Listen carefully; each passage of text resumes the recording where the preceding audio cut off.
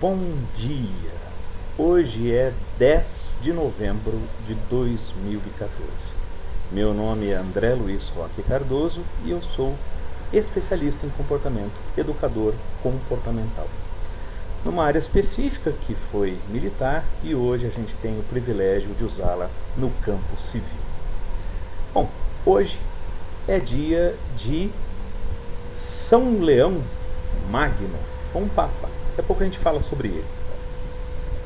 Também hoje, há alguns anos atrás, o grande que se tornou Papa São Pio X. Pio X foi um Papa extraordinário.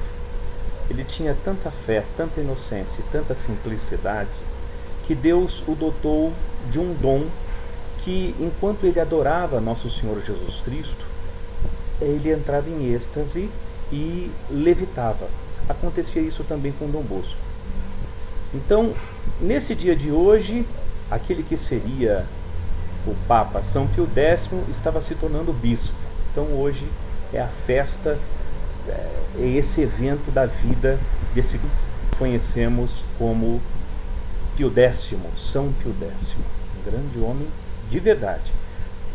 A igreja diz que ele foi o homem de origem mais pobre que alcançou o papado até hoje. Então, hoje é dia de São Leão Magno. No Brasil é o dia do trigo. Olha que interessante, né? No mundo é o dia da indústria automobilística. Tá aí. Dia da esquadra brasileira, né? E em Moçambique é feriado municipal na cidade de Maputo. Ela se tornou cidade no dia 10 de novembro também.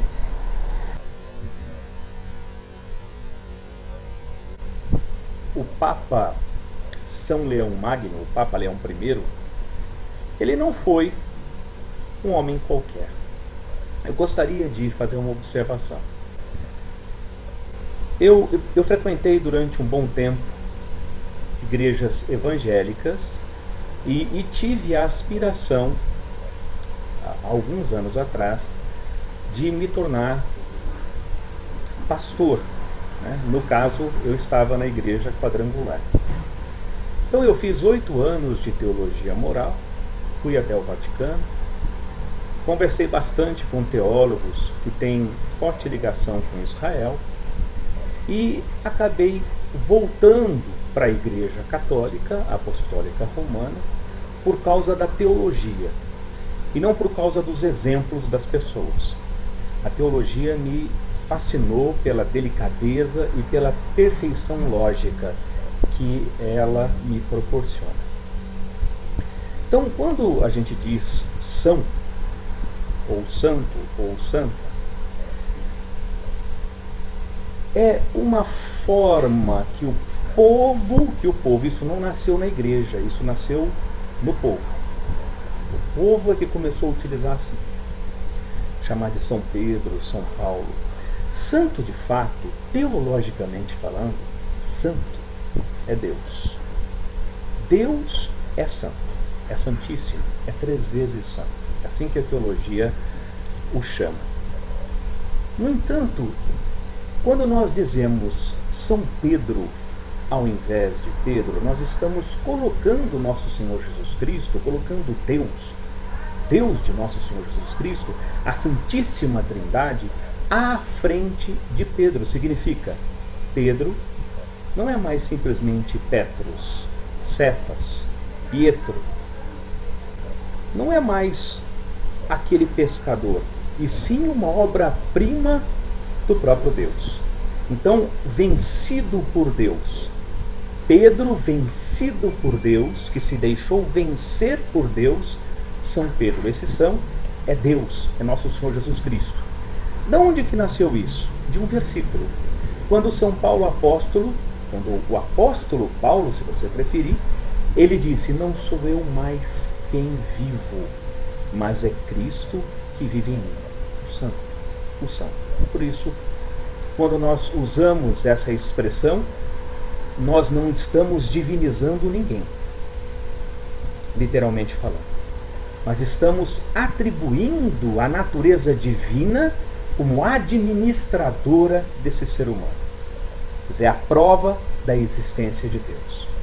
Então, Leão I, né, o Grande, o Magno, foi Papa entre 29 de setembro de 440, século V. E a sua morte aconteceu em novembro de 461. Ele foi um aristocrata de origem italiana e o primeiro a receber o título de o Grande. Por quê? Ele é provavelmente mais famoso por ter ido ao encontro a Átila, o Uno com H, quem quiser dar uma olhadinha melhor aí, no ano de 452, para persuadi-lo a desistir de sua invasão na Itália. Ele, Leão I, São Leão Magno, é também considerado um doutor da Igreja, que são aqueles que foram dotados por Deus de discernimento, de sabedoria, para se aprofundar de maneira muito especial, que revela aquilo que está nas entrelinhas do Santo Evangelho. Ele é lembrado teologicamente por seu Tomo de Leão, um documento que foi fundamental durante os debates do Concílio de Calcedônia. Acho que eu vou colocar aqui embaixo, se você quiser dar uma olhadinha melhor no que foi este concílio. Este concílio foi ecumênico, né? Foi o quarto concílio da Igreja Cristã, né? E tratou principalmente de questões cristológicas, quer dizer, a função salvífica, salvadora de nosso Senhor Jesus Cristo. E elucidou a definição considerada ortodoxa de que nosso Senhor Jesus Cristo, Sua Divina Majestade, é uma união hipostática de duas naturezas. Foi ele que explicou que em nosso Senhor Jesus Cristo não havia apenas a natureza divina ou apenas a natureza humana, mas em nosso Senhor Jesus Cristo há, e existe desde o começo, duas naturezas, a divina e a humana, que se conversam entre si. Mesmo hoje, após a ressurreição, ainda as duas naturezas conversam entre si na pessoa do Filho, na pessoa de Deus Todo-Poderoso, na função do Salvador. Então, veja só, duas naturezas em uma só pessoa, sem confusão e sem nenhum tipo de divisão. Teologicamente, essa divisão seria chamada diofisismo, se não me engano, tá? Divisão. Então, a ele se seguiu um grande cisma entre os diofisistas, que acreditavam que que nosso Senhor Jesus Cristo tinha apenas uma natureza, ou que havia uma divisão entre a natureza divina e humana, né? E as igrejas monofisistas. E aqui ainda fala sobre os miafisistas. Bom, esses são detalhes que só interessam mesmo para quem gosta de se aprofundar no campo da catequese, no campo da teologia. Mas o importante é que hoje, 10 de novembro de 2014, nós recomemoramos, né, esse grande doutor da Igreja, que foi São Leão Magno, São Leão Magno, ou Papa Leão I do século V. Ele então estabeleceu,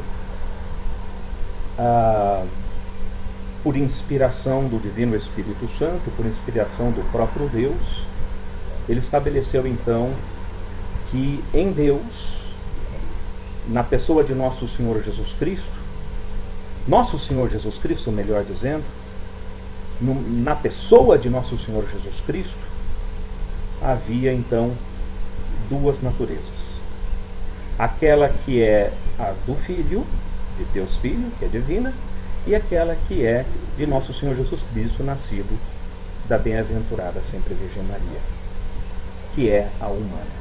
Essa comunicação a gente chama de união hipostática, ok?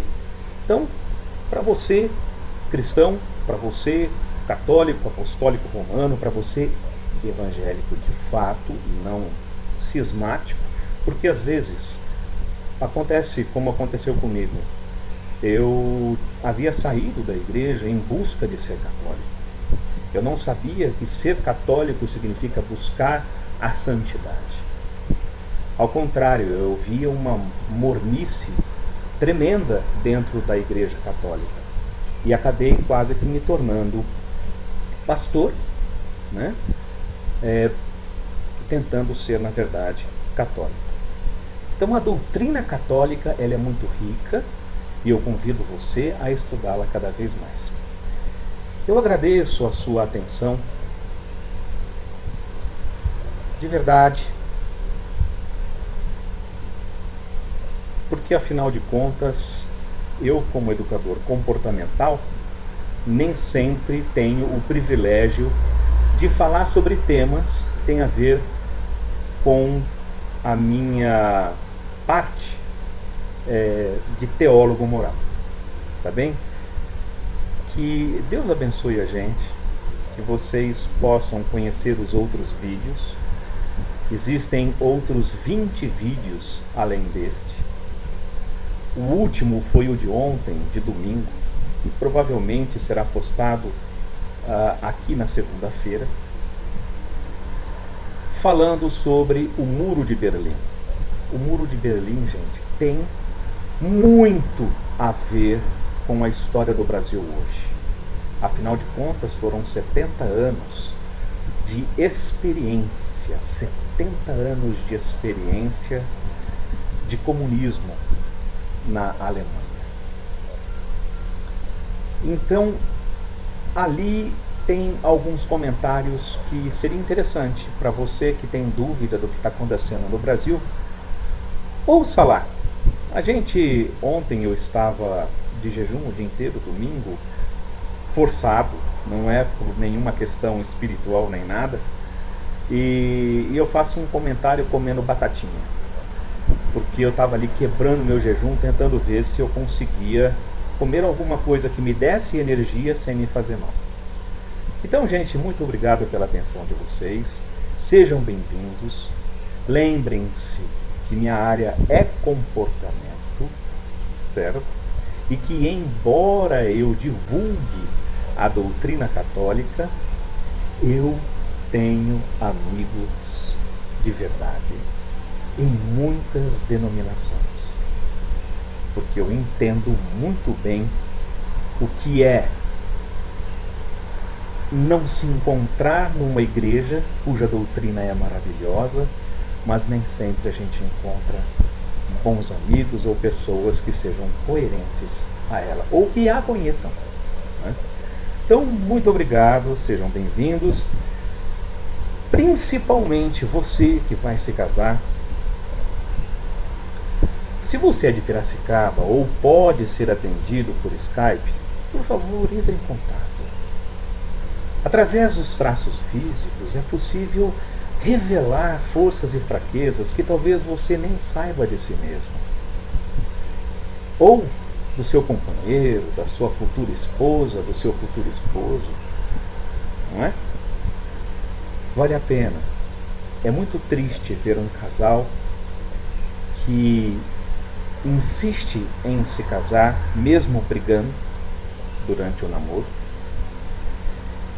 e por não se compreenderem, se amam, se casam, têm filhos, e quando os filhos têm 1, 2, 3 aninhos, que judiação, se separam.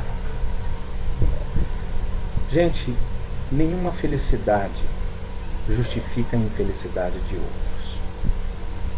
Assim como o aborto não pode justificar de jeito nenhum, não pode ser justificado de jeito nenhum a vida de outra pessoa. Não estamos falando apenas do corpo da mulher, é a vida de outra pessoa, de um inocente. Ele não pode pagar a pena de morte por um ato, ainda que seja um estupro. E eu estou me colocando no lugar da mulher. Se eu não conseguisse criar esta criança fruto de um estupro, com certeza eu a daria para ser adotada. A vida é nosso bem maior. Precisa ser, senão abre portas para uma série de coisas terríveis. Não tem problema se você tem uma opinião diferente de mim. É que dentro da formação moral universal, o grande divisor entre o mal e o bem é aquilo que é a admiração, é a confiança, é a gratidão e é a vida. De que forma? Como que divide? Aquilo que te faz mais capaz de admirar, aquilo que te faz mais capaz de ser confiável à luz do Evangelho, hein? Aquilo que te faz mais agradecido ou agradecida, aquilo que faz com que você melhor valorize a vida, nós chamamos de bem. E aquilo que é o contrário, de mal. Claro que estudando esse tema mais profundamente, nós veremos matizes aí que não dá tempo de falar hoje. Olha, um bom dia, de verdade, uma boa tarde, uma boa segunda-feira e uma excelente semana. Que Deus possa nos abraçar com sua sabedoria, com seu discernimento e, sobretudo, longanimidade. Ame para valer.